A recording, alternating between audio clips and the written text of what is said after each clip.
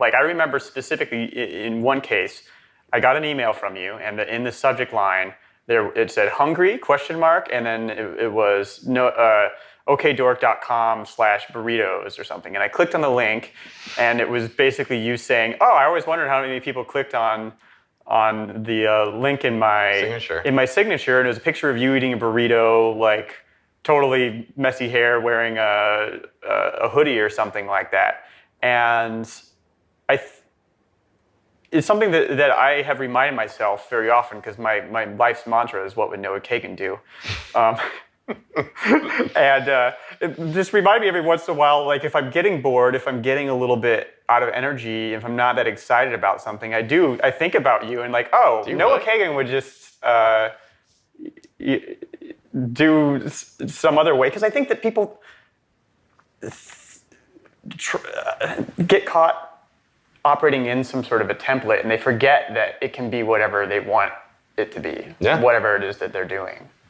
It's an amazing thing, because like in our company, I've actually not been doing a great job of that, but like Anton, Jamie, Chad, like this is a small thing. We do a leadership meeting, and I think you have to make sure you're thinking, okay, what are problems? What are problems? Like, and I think we just accept things. We totally start accepting things. Here's a small one. We're on Slack free. Okay, so do you ever use Slack? Hardly ever. But okay, so it's like, the new Skype, whatever. And it's nice, I like Slack. We're on the free plan. It's tiny, but people are like, no, I can't have the history. And I'm like, you want the history? Write it down. They're like, dude, it's like, they're like, it's $2,000 a year. I'm like, $2,000? That's all of my bar mitzvah money. And they're like, but no, do you realize like how much better the company would be from this? Like, we'd have more communication, we'd have more integrations, we'd be able to grow the business.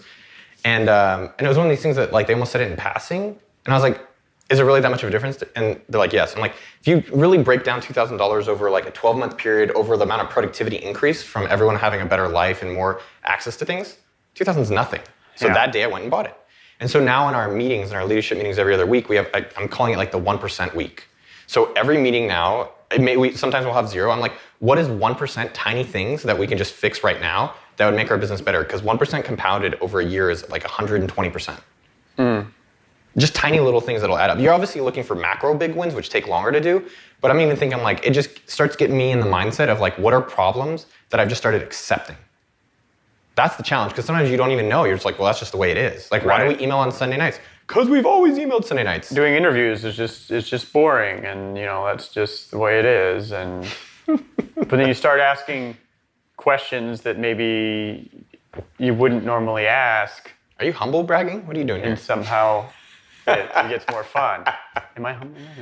No, that was like a humble confidence thing. Was it? A humble compliment. Yeah, a little bit. It was good. Oh, a humble compliment. Yeah. Okay. What part was the compliment? Oh, I thought you were saying that you were asking such great questions that's making the interview fun. No, interviewing. No, I meant you were talking about recruiting. Yeah, I was like, wow, David. Do you remember we were talking about recruiting like the entire last 20 minutes? Yeah, man. Yeah, so that's something that I constantly remind myself when I start to get, if I feel like I'm in a template or something's boring to me. I mean, is there part of that thinking in this trip that you have to Chicago? Like you're wearing a T-shirt that says "Sumos in Chicago," and it's got a drawing of a sumo on it with a sumo me tattoo on its butt, and you made a T-shirt for everybody. Your company made a T-shirt. Not only did you all decide, oh, we're going to just go to Chicago and get some work done, I imagine, and also do some team building things, some bonding trust things. falls, a lot of trust falls. Lots of trust falls, and maybe you're going to do a fire walk. Definitely fire walks. A coal walk, and hopefully nobody will get injured. Totally. And spear throwing. Not only that, but you got a T-shirt for it too. I don't know if you realize that just wouldn't even occur to some people to make it fun in that way. There's a lot of things with that. So like one thing that I came up with Anton this morning is I think we have this knowledge that we don't institutionalize and we don't learn from. Yeah. Right? Like we do something and then we do the exact same thing without making it a little bit better. So at the end of this trip, I'll send a survey out to everyone who came and be like, what did you love? What did you not love? What do you want differently next time? And then I could take that, standardize it, and this is what I need to get better at, standardize it so even the next time I improve all those things. And then I take feedback again and make it better again. I think one thing coming back to like people with work, not everyone should be running their own company. It's not fun. right? It's more fun generally doing cool work, like individually. But I think with the retreat, like part of work, I think is like 3 things, right? It's like getting paid well, being appreciated, and then being a part of something, right? And I think that's really what people want, right? Everyone wants to run a company, or if you can get that out of being a job or at a company, that's what you really want, I think, in a career, right? You want to feel those 3 things. And so the retreats are part of it. Like, who wants to be in an office? Like, I was talking with Scott Britton, lifelong learner. I don't know if you know him. Yeah, I know Scott. I love Scott. I love people that bring the energy to the room. Like, they come in and you're just like, I'm so much happier. Who did that? And it's Britton.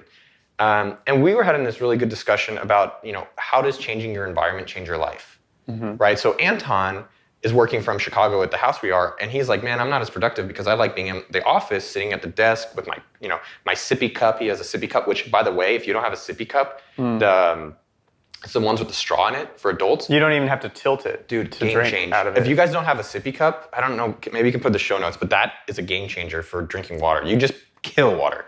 But he is productive back in the office because that's his routine and he likes that.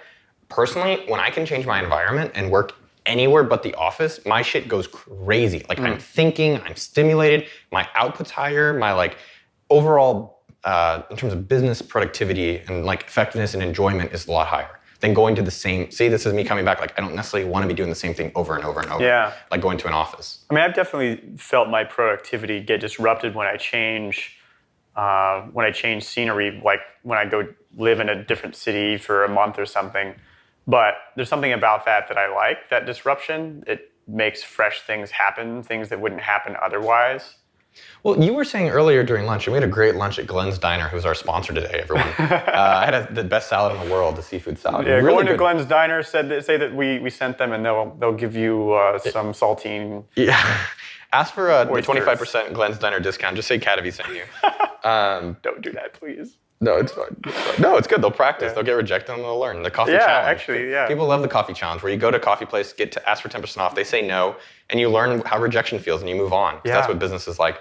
But what I was going to say, I'll repeat that. The coffee challenge, go ask for 10% off, you get rejected, and you learn about rejection and moving forward with life. And that is almost one of the essence of business. Business is priorities and learning how to move forward from rejection and asking for things. Yeah.